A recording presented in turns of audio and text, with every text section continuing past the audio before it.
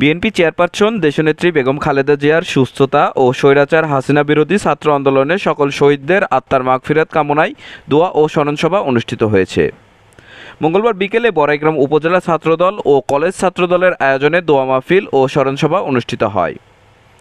দোয়া মাহফিল ও স্মরণসভায় প্রধান অতিথি হিসেবে উপস্থিত ছিলেন নাটোর জেলা ছাত্রদলের সভাপতি কামরুল ইসলাম ব্যাপারী, সাধারণ সম্পাদক মারুফ ইসলাম সৃজন, সহসভাপতি মনির ইসলাম, ছাত্রনেতা লাম, কাজল ব্যাপারী, বড়াইগ্রাম ছাত্রদলের আহ্বায়ক জাহিদুল ইসলাম বিপুল সহ অন্যান্য নেতৃবৃন্দ। এ সময় বক্তারা বলেন, 5ই আগস্টে দ্বিতীয়বারের মতো ছাত্ররা দেশ স্বাধীন করেছে। এই স্বাধীনতা রক্ষা করা আমাদের সকলের দায়িত্ব।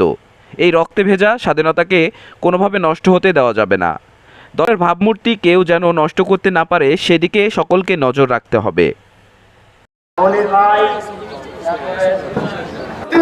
আজকে অনেক সুন্দর ফুলের বাগানে রূপান্তরিত হয়েছে। আমার সংক্ষিপ্ত বক্তব্য শেষ করছি। বক্তব্য রাখার জন্য